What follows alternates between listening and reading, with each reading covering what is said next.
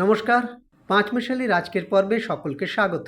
আজকের বিষয় বিহারের ভোটে জিতবে কে। বৃহস্পতিবার 6 নভেম্বর বিহারে প্রথম দফার ভোট হয়ে গেল।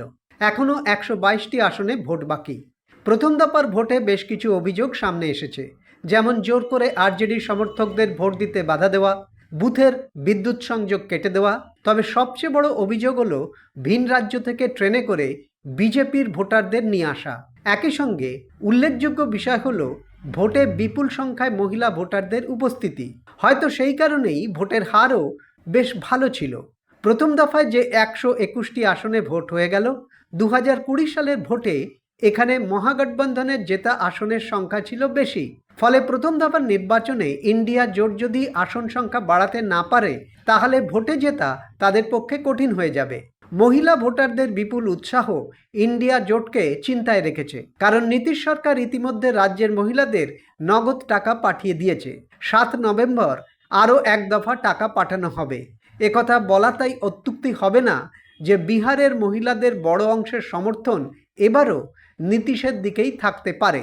প্রথম দফার ভোটের পর যা পরিস্থিতি, তাতে শেষ পর্যন্ত এবারের বিধানসভা ভোটে কে জিতবে তা বলা টু আর্লি হয়ে যাবে। তবে কিছু সম্ভাবনা নিয়ে কথা বলা যায়। 2025-এর বিহার বিধানসভা ভোটে সবচেয়ে বড় উল্লেখযোগ্য বিষয় হলো এনডিএ জোটে নীতিশ কুমারকে পরবর্তী মুখ্যমন্ত্রী ঘোষণা না করা। মোদি শাহ কেউই ভোট প্রচারে নীতিশ কুমারকে এনডিএ জোটের মুখ্যমন্ত্রীর মুখ বলে ঘোষণা করেনি। প্রশ্ন ওঠা স্বাভাবিক, বিজেপি এত বড় ঝুঁকিটা নিল কিসের ভরসায়? বিজেপিতে অমিত শাহকে চাণক্য বলা হয়। যে কোনো রাজ্যের ভোটের রণনীতি তিনিই ঠিক করেন। বিহারেও তার ব্যতিক্রম হয়নি। প্রশ্ন হলো, বিজেপি বিহারের রাজনীতিতে নীতিশ কুমারকে এতটা গুরুত্বহীন ভাবছে কিসের ভরসায়? প্রথম কথা, বিজেপি তাদের নির্বাচনী কৌশল এবং লক্ষ্য স্থির করে রেখেছে। 2025-এর বিহার বিধানসভা নির্বাচনে তাদের প্রধান লক্ষ্যই হলো বিজেপির মুখ্যমন্ত্রী করা।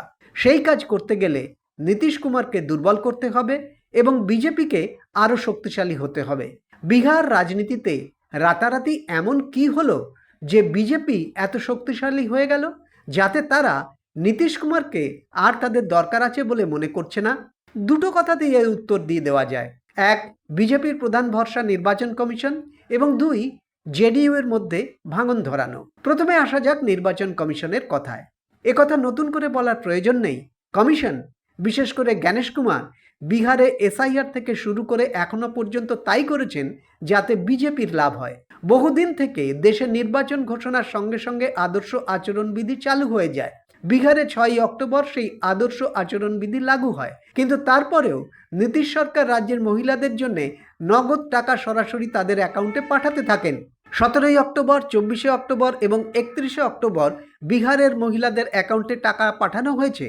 প্রথম দফার ভোটের পর অর্থাৎ 6 নভেম্বরের পর 7 নভেম্বর আরও এক দফা টাকা পাঠানো হবে।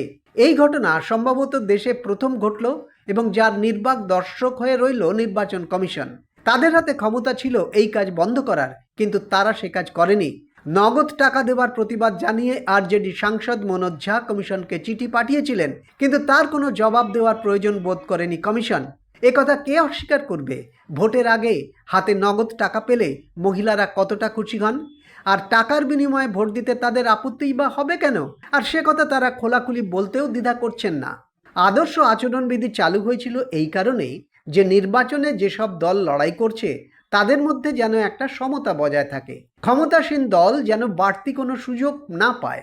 নতুন করে বলার দরকার নেই, জ্ঞানেশ কুমারের নির্বাচন কমিশন এই আদর্শ আচরণবিধি বিজেপির জন্য অন্তত কার্যকর করেনি। যে জ্ঞানেশ কুমার বিহারের এসআইআর নিয়ে নিজের পিঠ চাপড়াচ্ছেন, সেই বিহারের ভোটার তালিকায় এখনও 14 লাখেরও বেশি ডুপ্লিকেট ভোটার রয়েছে। তা নিয়েও নির্বাচন কমিশন মুখে কুলো পেটে রয়েছেন। এছাড়াও আরও অজস্র অভিযোগ কমিশনের বিরুদ্ধে রয়েছে। বিহারে ভোট প্রচারে গিয়ে প্রধানমন্ত্রী থেকে শুরু করে বিজেপির ছোট বড় মেজর সব নেতাই লালু প্রসাদের সময়কে জঙ্গলরাজ বলে উল্লেখ করেছে। কিন্তু এই বিহার নির্বাচনে প্রচার পর্বে দিন দুপুরে হত্যালীলা হয়েছে। অভিযুক্ত হয়েছেন বিজেপি শিবিরের বাহুবলী নেতা অনন্ত সিং। তাকে গ্রেপ্তার করতে 60 ঘন্টা সময় লেগেছে প্রশাসনের। শুধু তাই নয়, কমিশন থেকে প্রচারে কটি গাড়ি ব্যবহার করা যাবে তা নির্দিষ্ট করা থাকে, কিন্তু অনন্ত সিং 40 থেকে 48টি গাড়ির কনভয় নিয়ে বিনা বাধায় প্রচার করেছেন, যা দেখেও দেখেনি কমিশন। এখানেই শেষ নয়, কমিশনের কীর্তি আরও আছে। বিহারের ভোটে পর্যবেক্ষক থেকে বিভিন্ন কাজের জন্য কমিশন যত আইএএস এবং আইপিএস অফিসার নিয়োগ করেছে তার সিংহভাগই এসেছে গুজরাট থেকে। অবিজেপি শাসিত রাজ্যগুলি থেকে আইএএস আইপিএস কম সংখ্যায় আনা হয়েছে। এই ঘটনাগুলি প্রমাণ করছে বিজেপির আসল শক্তিটা কোথায়। তাই প্রথম দফার ভোট শেষে বলাই যায় বিজেপি কতটা শক্ত জমির উপর দাঁড়িয়ে ভোটে লড়ছে। রাজনীতিতে শেষ কথা বলে কিছু হয় না, আর তাই অনেকেই মনে করছেন বিজেপি যত সহজে নীতিশ কুমারকে ছেঁটে ফেলতে চাইছে তা ততটা সহজ হবে না। বিহারে একটা কথা চালু আছে, তা হলো বিহারে সরকারের বদল হয় না, মানে যে দলই ভোটে জিতুক না কেন মুখ্যমন্ত্রীর পদ নীতিশ কুমারের জন্য বাঁধা থাকে। 2025-এ কি তার পরিবর্তন হবে? নীতিশ কুমার কি মহারাষ্ট্রের একনাথ শিন্ডে হবেন, নাকি এখনও তিনি খেলা পাল্টে দিতে পারেন? মাথায় রাখতে হবে বিহারের রাজনীতিতে নতুন এসেই অনেকটা জায়গা করে নিয়েছে প্রশান্ত কিশোরের জনস্বরাজ পার্টি। ফলে 14ই নভেম্বর ফলাফল বেরোবার পর ত্রিশঙ্কু বিধানসভা হওয়ার সম্ভাবনাও অনেক বেশি। সেই পরিস্থিতিতে নীতিশ কুমার কতটা সক্রিয় হন, তিনি আবার কোন শিবিরে ভিড়ে যান, সকলেরই নজর সেদিকে। তেমন কিছু হলে তার প্রভাব কিন্তু কেন্দ্রের জোট সরকারের উপরও পড়বে। ভোটের ফলাফল নিয়ে এখনো অনেক অঙ্ক বাকি আছে, তবে বিজেপির অতীত নজির থেকে একথা বলা ভুল হবে না, ভোটে জিতে যদি অন্য দল ক্ষমতায় আসে সেই সরকার বেশি দিন স্থায়ী হবে না। আসলে বিজেপি এবং কমিশন যেভাবে তালমিল রেখে কাজ করে চলেছে তাতে সাধারণ মানুষের মনে হতেই পারে ভোট দিয়ে তাঁরাই সরকার তৈরি করছেন। আসলে সরকারের রূপরেখা তৈরিই আছে। আজ এই পর্যন্ত। ভালো লাগলে সাবস্ক্রাইব করবেন, লাইক শেয়ার কমেন্ট করবেন, বেল আইকন অবশ্যই প্রেস করবেন। নমস্কার।